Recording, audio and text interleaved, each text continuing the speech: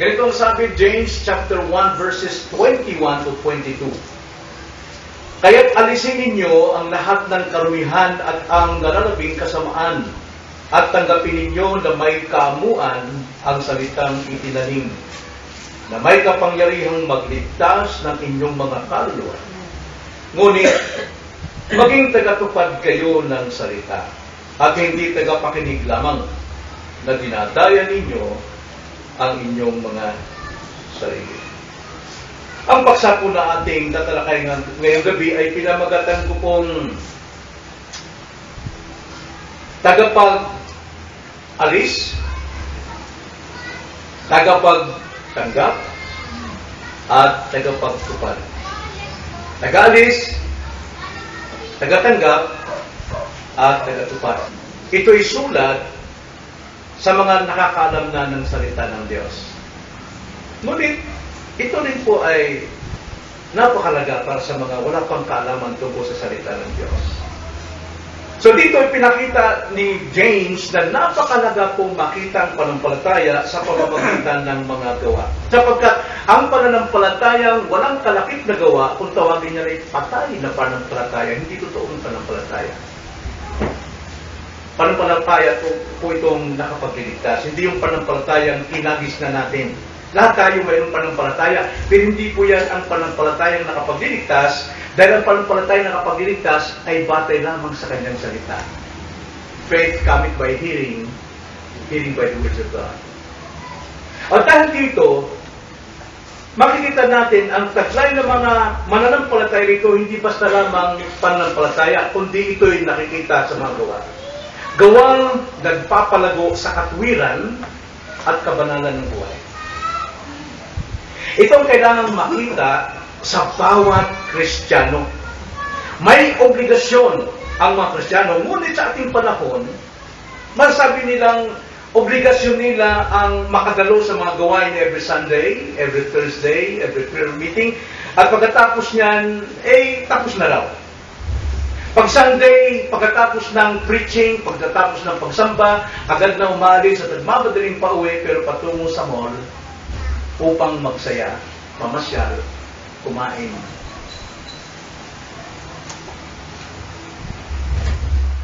Yun po ang dapat iwasan ng mga Kristiyano.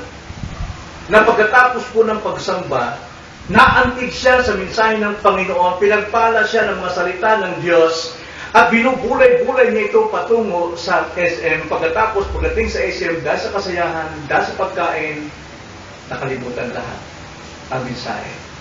Naging outlet niya ang mall. Kaya pagdating po sa mga salitang natanggap, hindi ito napakinabangan, hindi ito nagbunga ng pagbabago sa buhay. Kaya dapat iwasan natin ang mga hadlang sa ating pananampalataya kung paano lumago sa katwiran at kabanalan. Now, itong panawagan ni Santiago sa mga Kristiyano dito, na dapat lumago sa katwiran at kabanalan sa pamamagitan ng pagsasagawa ng kanilang pananampalataya nang mapakinggan nila ang salita. At ito rin ang kailangan natin hanggang ngayon sa ating buhay, Kristiyano man o hindi Kristiyano, kailangan nating gawin ang bagay nito, gawin natin ang obligasyon upang lumago tayo sa katwiran at kabanalan. Now, anong dapat na makita sa atin kung paano dapat lumago sa katwiran at kabanalan? Anong dapat makita sa atin? Well, dito po, sa ating pong pag-aaral, mayroon pong tatlong dapat makita sa atin upang lumago tayo sa ating pananampalataya sa katwiran at kabanalan. Una po, dapat tayong taga-alis. Ikalawa, dapat tayong taga-tanggap. At ikatlo, dapat tayong taga-tupad. Para tayong yung Metro 8. Taga-alis, taga-tanggap, at taga-tupad. Tingnan natin, anong dapat nating alisin. Basahin natin verse 21. Ganito ang sabi. Unang dapat makita sa atin na mga Kristiyano, dapat tayo'y taga-alis ng ano? Verse 21.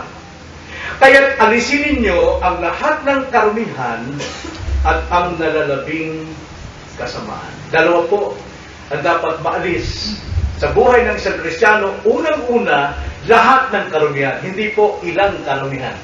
Lahat ng karumihan. Sa English po yan, yung karumihan dyan is filthiness. Pag sinabing filthiness, parang nakakadiri ito. Malagkit na dumi na kumakapit sa buhay ng isang Kristiyano. Ito yung mga gawang umaalipin sa atin, malagkit na dumidikit at naalipin at nagagapos tayo ng karumihan ito sa buhay ng isang Kristiyano. Kuminsan, sa buhay ng tao dito sa mundong ito, yung pong malagkit at marumi sa harapan ng Diyos, kadalasan ito yung gustong-gusto ng mga tao. Ito yung gustong-gusto nila. Kaya sila napupuluputan ng karumihang ito. Hindi ito marumi sa tingin ng tao sa mundo. Ngunit ito yung marumi sa tingin ng Diyos. Kaya ito rin ay marumi sa tingin ng Kristiyano. Pero nakakalungkot, mga Kristiyano nagpapakapit, nagpapahilagpos sa maruming kasamaan ito. Ano ito? Basahin natin tulong sa Romans chapter 6 verse 12. Ganito ang sabi. Ang sabi nito ni Pablo, kaya't huwag ninyong paghariin ang kasalanan sa inyong katawang may kamatayan upang masunod ang mga pagnanasa nito. Sa buhay po ng mga tao sa mundo, mayroon silang pagnanasa. At ang pagnanasa ito po yung naghahangad doon sa mga bagay na kunturin ng Panginoon ay kasalanan. At verse 13, at huwag din ninyong ihandog ang mga bahagi ng inyong katawan sa kasalanan bilang kasangkapan ng kasamaan tungo sa kasalanan, kundi ihandog ninyo ang inyong sarili sa Diyos, na tulad ng mga buhay mula sa mga patay, at ang mga bahagi ng inyong katawan bilang kasangkapan sa pagiging matuwid tungo sa Diyos. Ang sinasabi po rito ni Pablo, kayong mga mananampalataya, kayong mga Kristiyano, huwag niyong hayaan na tularan ninyo ang mga tao sa labas, sa mundo, na sila ay nakakapitan nitong mga bagay na kasangkapan ng kasalanan. Dahil sila nakakapitan, dahil una silang kumakapit. Kristiyano, huwag niyong ibigay ang anumang bahagi ng inyong katawan na maging kasangkapan upang kayo ay puluputan nitong kasamaan ito. Kaya nga po, ang kasamaan ito, kung ating po titignan sa ating panahon, ito po yung mga bisyo. Mga bisyo. Ang bisyo po, kung titignan natin sa sanlibutan, napakasarap niyan. Napakaganda niyan. Marami kang kaibigan, magagawa mo ang lahat ng gusto mo para ikaw ay maging sikat, mapalapit sa iyong mga tao, maging bantog ka sa iyong sarili, like for example, basketball, inuman, di ba, ganyan. Masarap yan sa mundo. Pero sa mata ng Diyos, ito po ay kasamaan. At dapat alisin natin yan. Kristiyano, kung sinasabi mong mananampalataya ka, dapat ang pananampalataya mo makita sa gawa na ikaw ay hindi nagpapapulupot nitong filthiness ng karumihan.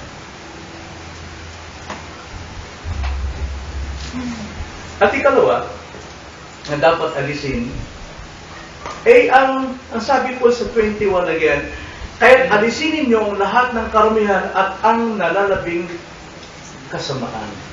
Bakit ko nasabing nalalabing? Dahil po ang mga Christians po ay mga forgiven sinners. Hindi na nila tanggap, hindi nila tanggap ang kabuuan ng kasalanan magdadala sa kanila sa impyerno, kundi sila'y forgiven. Kaya may natitira pa silang kasalanan at nakakasala sila kung tawagin sila forgiven sinners. Pero sa mga wala pa pong kaligtasan kay Kristo, alam natin, ang kasalanan taglay ay patungo po sa kapamakan at nakakalungkot yan sapagkat yan ang katotohanan sinasabi ng banal na kasulatan. Sa mga Kristiyano, yung nalalabing kasamaan, huwag yung pahintulutang pumulupot sa inyo.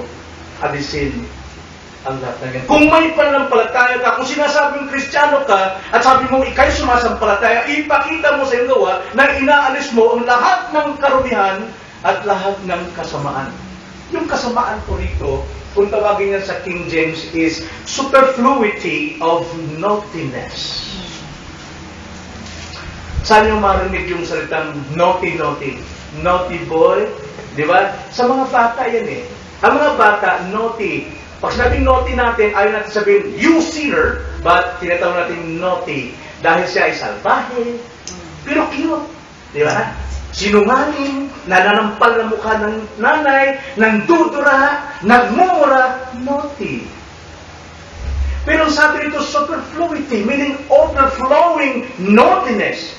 Maraming pong Kristiyano ngayon nag-uugaling sanggol o bata na gumagawa ng lahat ng kasamaan, naughty. Pero yun ay hindi po karapat-dapat sa Diyos sapagkat yun ay umaapaw. Superfluity means umaapaw na naughtiness, kasamaan. Ano po ang halimbawa nito? Christian po, kadalasan, hindi ko sinasabing ang mga Kristiyano ay hindi na sumasayad ang paa sa lupa. Sumasayad pa rin, sila ay nasa mundo pa, pero Christian nga naman, forgiven sinners. Pero marami pong Kristiyano, naughty, mayabang, umaapaw ang kayabangan, umaapaw ang mga salitang naughty. Di ba mga bata, nagmumura, naughty yan. Mga bata nagdudra, naughty. Pero Christian, mayroon ding naughtiness. Yung po yung pagsasalitang higit sa lahat. Gusto niyang pakitang magaling siya. Kaya sumisingit sa usapan. At pinapakita niya na siya magaling magsalita o siya bida, pero kanyang pananalita ay mga may patama upang kanyang ibagsak yung taong kanyang kinaiinisan. Naughty. Kung Kristiyano ka, hindi dapat mangyari sa iyo yan. Nagpila ka palagi sa usapan. At ipapakita mo mas magaling mo, kaya binababa mo ang iyong kaharap. Naughty Christian. Dapat alisin yan. Dapat alisin yan. Christian ay tagapag-alis ng lahat ng karumihan at lahat ng kasamaan. At lahat ito ay tiyak maalis ng isang Kristiyano. Kung matapat tayong umaamin na lahat ng ating ginagawa, naughtiness, ay kasamaan at kasalanan. Pero karamihan sa Christian, hindi ko sinisira ang Christian, Christian din ako. Pero karamihan ayaw umamin, hindi sila nakakasala. Kaya sinasabi ng mga tao sa labas, yung bang Kristiyano? Gumagawa siya ng kasalanan, pero sabihin ng Christian, hindi ako kasala, Christian nata ako. Naughty. Mayabang, no? Ang isang Kristiyano may panampalataya, hindi dapat kayo ng ugali.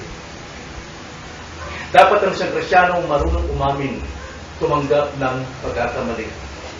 Sapagkat kung hindi siya tumatanggap ng pagkakamali, yun at gawin niya, bidang-bida siya palagi sa usapan, lagi niyang sinusupalpal ang kanyang kausap. Tingnan yung sabi sa 1 John 1:8-10. Ang sabi sa 1 John chapter 1 verse 8, kung sinasabi nating tayo'y walang kasalanan, dinadaya natin ang ating sarili at ang katotohanan ay wala sa atin. Kita niya? Yung mga naughty, yung bidang-bida kung magsasalita, at wala rin siyang kasalanan. Kung sinasabi mong hindi kasalanan yung ginagawa mo, ang sabi din, dinadaya mo ang iyong sarili. Ba't ka mananatili dyan? Admit it. And God will forgive you.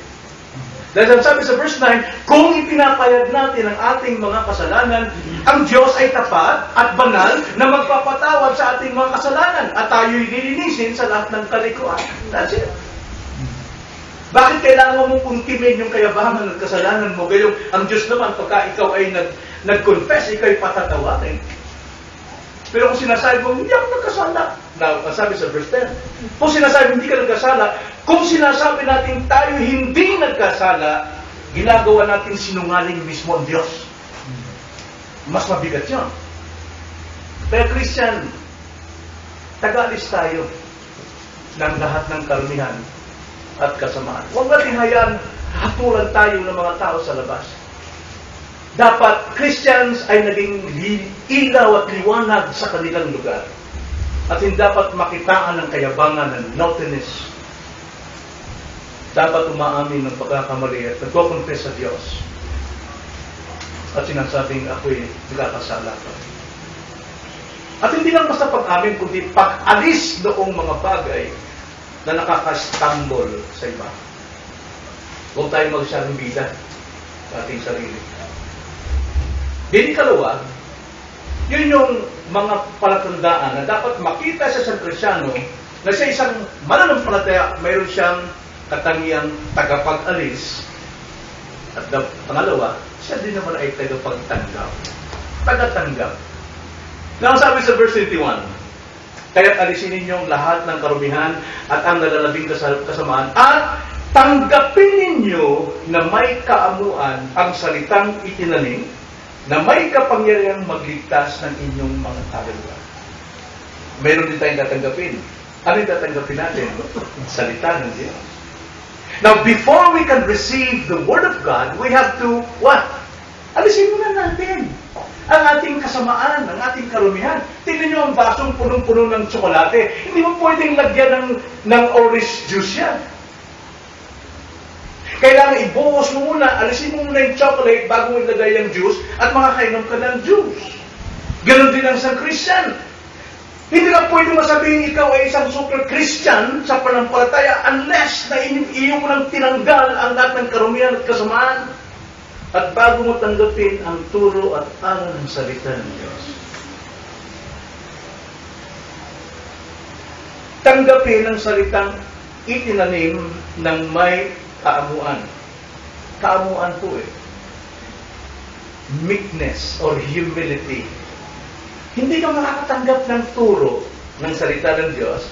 Hindi ka makakatanggap ng saway ng salita ng Diyos. Hindi ka makakatanggap ng paghuhubog ng salita ng Diyos hanggat mayabang ka. Hanggat nasa iyong karumihan, nasa iyong bisyo, at nasa iyong ugaling naughty Christian. Kaya tanggapin itong may kaamuan. Pag inalis mo yan, then ganun pa rin, tanggapin mo ng may kaamuan. Hindi pagreklamo at hindi paglaban sa mensahe ng Diyos. Alam mo, kung mayabang tayo, Christian, kung mayabang tayo, may tinatago tayong kasalanan sa ating puso, kapag ka nakatatanggap tayo ng pangangaral ng salita ng Diyos, lumalaban kayo. Hindi sa akin yan. Pinakatamaan na naman ako. Na, pag lumalaban tayo, hindi, wala pong problema yung salita Wala pong problema yung nangangaral.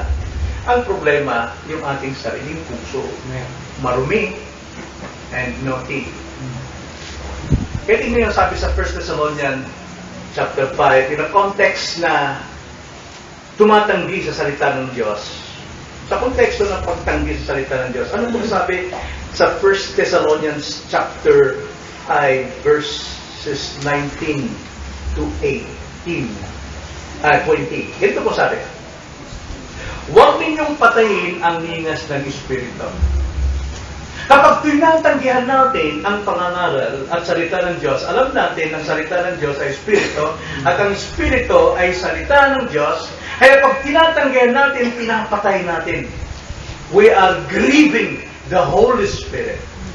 Then, 20, huwag ninyong hamakin ang mga pangangaral ng salita o pagpapayag ng propesiya. Yun po yung problema. Kapag hindi naalis yung dumi and naughtiness sa ating puso, hindi tayo makatanggap. Pero kung tinatanggal natin, inaalis natin yung dalawang yon, then receive the word with meekness, with humility. At hindi sa pagreklamo at paglaban. Kadalasan sa atin, di ba? Kapag may pangangaral, gagalit tayo Kasi bakit na naman ako tinumbok? Tamang-tama sa akin yung pastor Parang alam na alam mo, talagang tinumbok mo Hindi ko alam. Hindi ako nagsasalita sa iyo. That time na nakikinig ka, it was the Lord who spoke to you. He's speaking directly to you. Kaya hindi dapat nating haliwalain yung katotohanan. Kapag tayo ay nire-review, tinutuwid, ay tanggapin natin ang buong to. Lord, salamat po. Dahil nga ni Lolong, sabi sa Bisaya Pastor Boy, pagka kayo po nag-preach, parang sibat na dumating sa akin, pero minsan nakatagalan ako, kaya sabi ko, dali na, isaksak mo na sa akin. Gusto ko maramdaman yung kirot at sakit ng salita para ituwid ako. Masarap yung ganong attitude ng mga listener na alam ng sibat, pero tinukot, binabaon pa talaga para magdama niya talaga na isa-isang makasalanan. Pero marami pong listener, alam ang katotohanan, pero tinatakot, wala, sinabi pa yun, Pastor. Mabigat yun, kasi kasalanan yun Romans 1:18. Tingnan nyo ang sabi sa Romans 1:18. Sapagkat ang puot ng Diyos ay nahayag mula sa langit laban sa lahat ng kalikuan at kasamaan ng mga tao na sa pamamagitan ng kanilang kasamaan, mayroon silang tinatago, ay pinipigil nilang katotohanan. Ayaw na rin palabas. Dahil sa kanilang natatagong kasamaan at naughtiness, pangiti-ngiti sila na hindi sila tinatamaan. Kilala niyo ba si Dabiana? Kilala si Dabiana, di ba? Si Palito. Kilala niyo rin, di ba? Kung halimbawa si Palito, dinaganan ni Dabiana, wala na, hindi makalabas si Palito. Mapipipi siya. Ganun po ang nangyari sa pakikinig ng salita. Kapag ikaw ay may kasamaan at ayaw mong tanggapin ang salita, pinipisa mo ng iyong kasamaan ang katotohanan. Pinitigil mo. Masama ko yun, no? Masama yun. Kaya sabi, tanggapin ang salitang itinanim na may kamuan. Naulitin ko po yung salitang yon. Tanggapin ang salitang itinanim. Pag sinabing tanggapin, hindi ito basta, sige na, tanggapin ko na lang. Ako na na, o sige, magaling na kayo. Tama ka, o sige, matigil ka lang. Hindi ko nun po ang expression dito sa salita ni James. Ang tanggapin dito ay may kagalakan at may pananabik. Ipipicture natin ito sa airport. Kapag ikaw ay nagsundo ng iyong pinakamamahal na 10 taon kayong hindi nagkita. Doon pa lamang doon sa yung abangan ng kamayan ng kamayan. Hindi magkamali yung kamayan. Kahit nabunggo na, halika mo ng karap ko, basta makasigit ka lang. Walang katigil-tigilan. Gusto mo siyang mayakap, gusto mo siyang ma-welcome, nanangabi ka talaga sa kanya. Hanggang sa pagdating, siyakapang kayo. Yun yung pagtanggap ng may kagalakan. Ganun ang dapat maging attitude natin sa pagtanggap ng salita ng Diyos dahil ito'y makapagliligtas ng ating kaluluwa. Hindi ang sabi ni James 21 again. Kaya't alisin ninyo lahat ng karumihan at ang narabing kasamaan at tanggapin ninyo na may kaamuan ng salitang itinanim na may kapangyarihang magligtas ng inyong mga kaluluwa. Ay, ganoon na lamang ang dapat maging attitude natin na talagang mayroon tayong kagalakan, kasabikan, na yakapin ang salita ng Diyos. At ang sabi diyan, itinanim.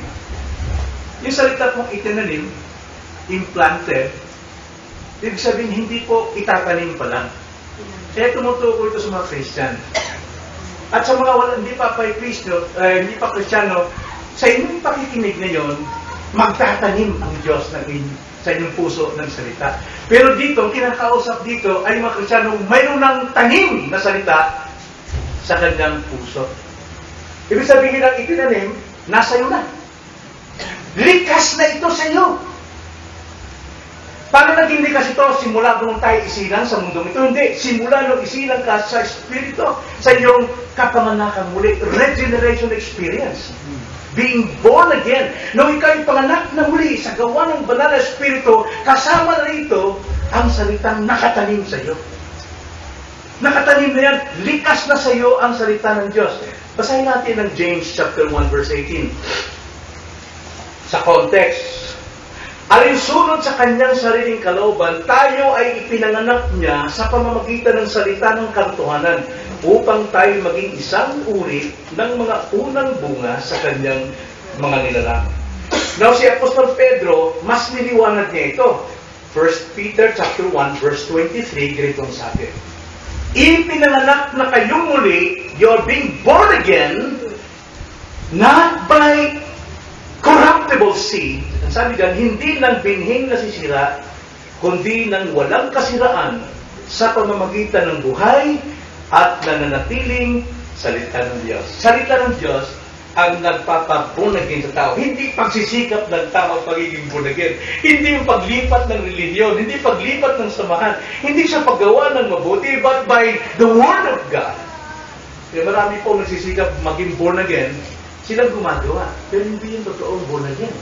Sapagat ang pagiging born again, ito'y biyaya ng Diyos at magitan ng iyong pakikinig ng Ebanghelyo ng Panginoon. So, ang isang born again, isang Kristiyano, likas na sa kanyang salita ng Diyos. Nasa kanya na. Ngayon kapag ito ay nakarinig ng aral, wow! Yung sa loob ng implanted word sa iyo, at saka yung salitang pinapangaral, nagtagpo yan, talagang may kagalakan. Mayroong kagalakan. Kaya receive the word implanted with joy and meekness. Tanggapin. Pag sinabing tanggapin, ipamuhay. Ipamuhay. Kapag may tinanggap ka, ipamuhay. Pag sinabing tigilan mo na yung iyong mga bisyo, ipamuhay. Sapagkat yun ang sinasabi ng banal na kasulatan. Kapag sinabi sa iyo na iwasan mo ikay mapuluputan ng iyong kasamaan, ng iyong naughtiness, ipamuhay nang sa ganun ikaw ay makalaya. Tanggapin, ipamuhay. Tingnan natin ang salita ng Diyos, John 6:63. John 6:63. Pakibasa nga po, sino ang babasa dyan?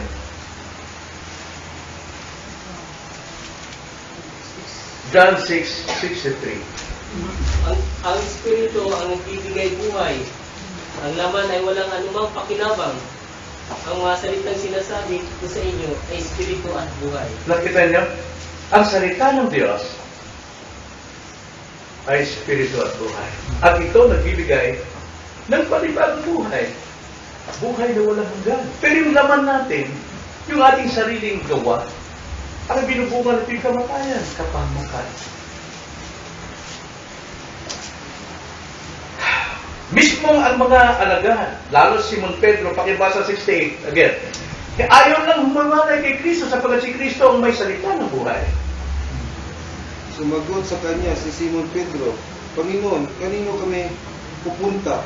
Ikaw ang may mga salita ng buhay na walang hanggan. Ikaw ang may salita ng buhay na walang hanggan. Hindi po grupo ang may buhay na walang hanggan. Hindi po ang pastor ang nagbibigay ng buhay na walang hanggan. Hindi ang pare o sino pa man, kundi si Jesus lang. At si Jesus ay natatanggap natin sa pamamagitan ng pakikinig ng kanyang salita. Kaya nga sinasabi sa Romans 10:17, ang panampalataya ay dumarating sa pamamagitan ng pakikinig at pakikinig ng salita ni Kristo.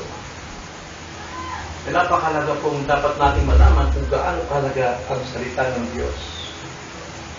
Kaya ang pagsalungat dito, dahil mayroon tayong kasamaan, mayroon tayong naughtiness, sinasalungat natin, pinipigil natin, dinidiinan natin yung katotohanan na ating aminin, at ito'y ating sinasalungat, ipinipigatin natin ng banal na Espiritu. Thessalonians chapter 5 verse 19, binasa natin kanina, huwag niyong pigatiin ang banal na Espiritu pagdating sa pangangaral ng salita ng Diyos. So nakita niyo, ang isang Kristiyano dapat nakikita ang obligasyon sa kanyang buhay bilang una, taga-alis ng ano? Lahat ng karumihan at lahat ng kasamaan. At hindi lang taga-alis, kundi taga-tanggap. Paano tanggapin? may kagalakan at pananabik ang salita ng Diyos. At pangatlo, dapat tagatupad. Verse 22. Tignan sa verse 22. Ngunit maging tagatupad kayo ng salita at hindi tagapakinig lamang. Dahil kung tagapakinig lang, dinadaya ninyo ang inyong mga sarili. Dinadaya ninyo ang inyong mga sarili. Now, tingnan nyo ang salitang dyan. Gusto ko makita rin ninyo sa inyong Bible. Para hindi kayo amin kung tama ba yung sinasabi ko. Marami pong grupo ngayon, libo-libo nakikinig, walang isang Bible may hawak. Ang may hawak na ng Bible ay yung nagsasalita. Yan po kadalasan panliligaw yan. Kasi hindi alam mo nakikinig kung tama ba yung sinasabi niya. Kaya dapat may Biblia para mapatunayan, tama ka sinasabi niya. Salita ng Diyos ang kanya tinuturo. Tingnan niyo muli. Basahin natin ang verse 22. Ngunit maging tagatupad kayo ng salita at hindi tagapakinig lamang na dinadaya ninyo ang inyong mga sarili.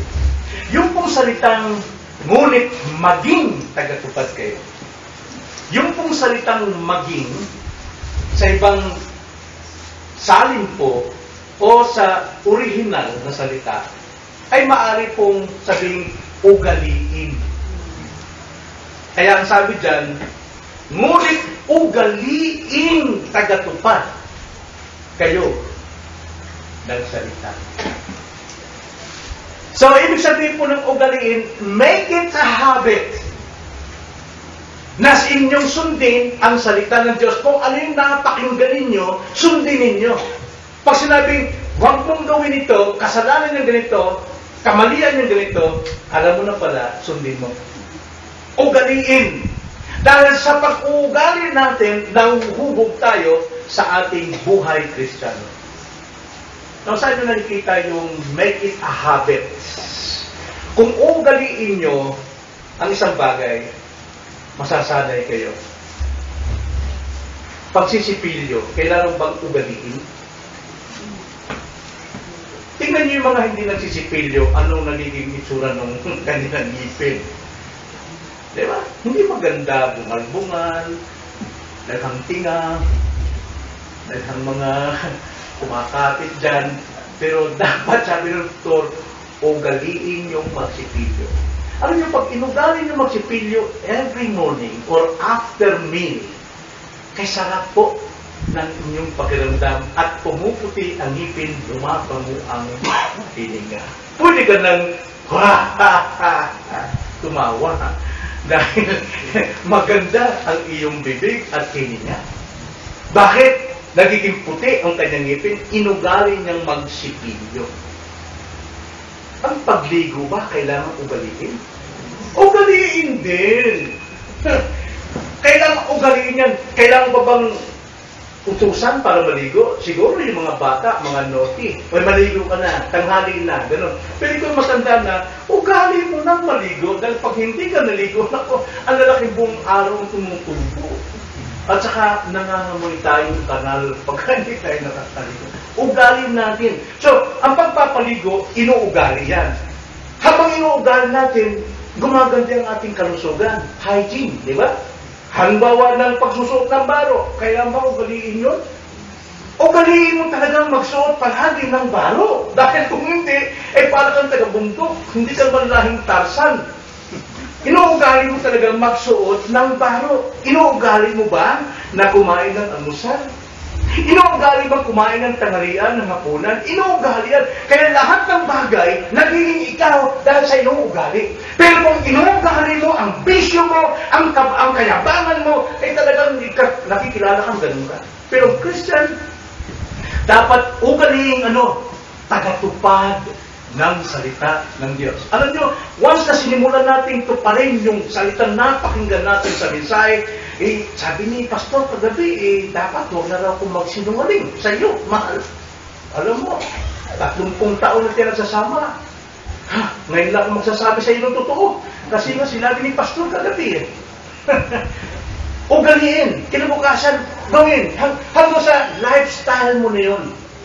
Lifestyle mo na ang maging obedient to the Word of God. Make it a habit. Gawin mong bisyo. Yun ang pinakamagandang bisyo. Habit. Ang pagsasagawa ng mga salitang natanggap. Dahil ito ang salitang nakapagliligtas ng iyong kaluluwa. Makikita mo resulta. Makikita mo isang Kristiyano, dalawang Kristiyano, kung sino yung hindi nagiging ugali na gawin ang salita ng Diyos at sino yung Kristiyanong ugali niyang sundin ang salita ng Diyos. Makikita niyo buhay nila. Magkaiba talaga. Magkaiba talaga. Kaya, i-check natin. Ugali ko bang gawin ang salita ng Diyos? Ano na ang buhay ko ngayon? Ano na ang buhay ko ngayon? I-check natin. At dahil dyan, hindi siya itatanggi ng Panginoon. Yung mga hindi inuugaling gawin ang salita ng Panginoon, itinatanggi ng Panginoon yan. Tingnan yung sabi sa Matthew 12:50. Matthew 12:50. Pakibasa po.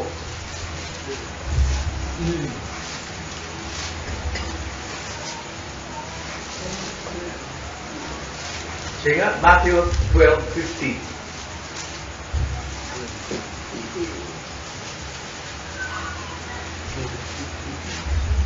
Sapagkat sino mang gumagawa ng kalooban ng aking Ama na nasa langit, ay siyang aking mga kapatid na lalaki at babae at ina. Nakita niyo? Ang tinatanggap ng Panginoon na kanyang kapatid na lalaki at babae at tinuturing niya yung matatanda na kanyang ina ay yung mga tumutupad sa salita ng Diyos. Kaya nga sabi sa ating awitin, ang ating dakilang kaibigan. Si Jesus ang kaibigan. Yeah. Siya ang ating kaibigan. At hindi niya tayo itatanggi. Dahil dyan. Ngayon, kung tagapakinig lang tayo ng salita ng Diyos, nakikinig lang tayo, gusto mo makinig ngayon. Ano kayo yung sabi? Uy, ang sarap! Oh, pero wala kang ginagawa. That's no good. Hindi yan maganda. Dahil kung ating babasahin ang karugtong ng ating text, verses 23 hanggang 25, pero hindi yan pong ating mga topic, pero yan po ang magiging resulta. Sabi rito, sapagkat kung ang sino man ay tagapakinig ng salita at hindi tagatupad, siya ay katulad ng isang tao na tinitignan ng kanyang likas na mukha sa salamin. Sapagkat minamasdan niya ang kanyang sarili at umalis, at agad niyang nalilimutan kung ano ang kanyang katulad. Ngunit, ang tumitingin sa sakdal na kautusan o yung salamin, ang kautusan ng kanyang kalayaan at nanatili na hindi tagapakinig, na malilimutin kundi tagatupad na ginagawa, siya ay pagpapalain ng sa kanyang gawain. May blessing po doon sa mga tumutupad sa salita ng Diyos. Pero sa mga taong hindi tumutupad, di ba? Alam natin ito, paano ito dinemonstrate yung pagtingin sa salamin? Diba? Kasi hindi ko na pulitin. Pagkatingin sa salamin, nakikita mo mukha mo, oh, naku, hindi pa pala ako nakapagsipilyo. Hindi pa pala ako nakapaglinis ng ano. At pinunal niya, oh, pangit ko, tas alis. Nakalimutan niya na, umaharap sa mga tao, saya-saya niya. Pero marami siyang tinga, marami siyang dumi. Ganun po ang mga taong tagapakinig lang na hindi sinasagawa ang kanyang napakinggan. Humaharap siyang mapagkunwari. May isang Kristyano, pero totoo, naughty and dirty. So ano po ang ating pong maasahan sa gabi nito sa ating pag-aaral? Unang-una po, yakin natin na nakatanim na ang salita ng Diyos sa ating puso. Ang ibig kong tutukuyin, tiyakin natin na taglay mo na ang salita ng Panginoon na bibigay sa iyo ng buhay na walang hanggan. Kapag napakinggan mo ang salita ng Diyos at nakikinig ka ng salita ng Diyos, tumitibay ang iyong pananampalataya. Dahil marami kang natututunan tungkol sa Diyos. At marami kang nalalaman tungkol sa ating sarili. Kaya ang ating panampalataya hindi batay sa ating kinagisnan, kundi ang ating panampalataya na batay sa katotohanan ng ating napakinggan at napaniwalaan. Yun po yung panampalatayang kinalulugan ng Diyos. Ang panampalatayang makapagliligtas sa atin. Kung namumuhay pa rin tayo sa laman, sa ating makasarili na buhay, sabi natin, napakalungkot. Dahil sa Romans 8:5-8, ang tao na namumuhay sa kanyang sarili ay nakikipag-away sa Diyos. At hindi siya nagpapasakop sa kalooban ng Diyos. At hindi nga maaari, sapagkat siya ay alipin pa ng kasalanan.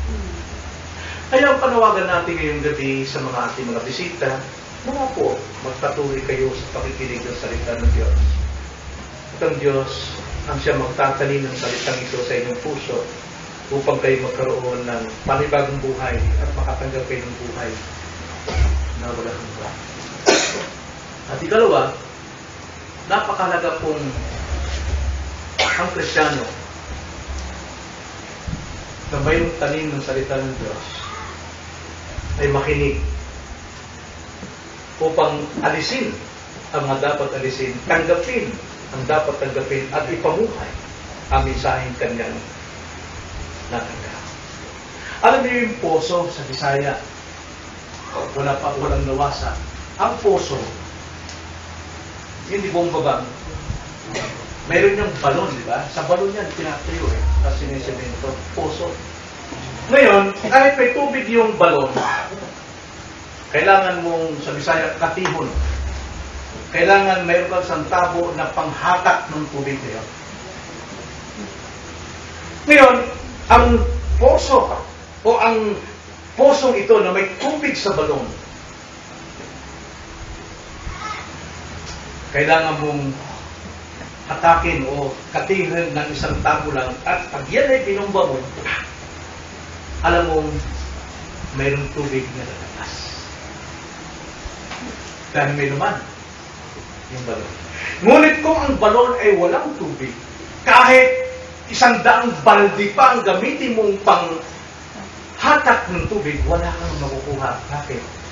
Walang laman. Ganon din ang isang tao hanggat wala kang salita ng Diyos na natanim dito. Walang ibubungang kabutihan sa iyo. Kahit ilang daan pa, libo pang pangangaral ang napapakinggan mo, walang kwenta. At kung hindi ka totoong Kristiyano, mananatili ka pa rin sa kayabangan, sa karumihan, sa nothingness. Dahil walang nakatanim na salita ng Panginoon. Pero kung may nakatanim na salita ng Panginoon, isang salita lang, luha ang lumalabas sa iyo.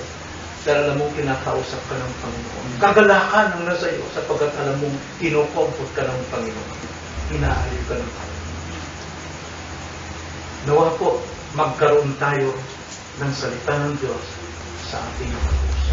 Upang tayo'y maging tagapag-alis, tagapagtanggap, at tagapagbukas.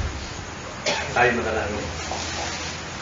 Panginoon, salamat po sa inyo pong mga salita ngayong gabi.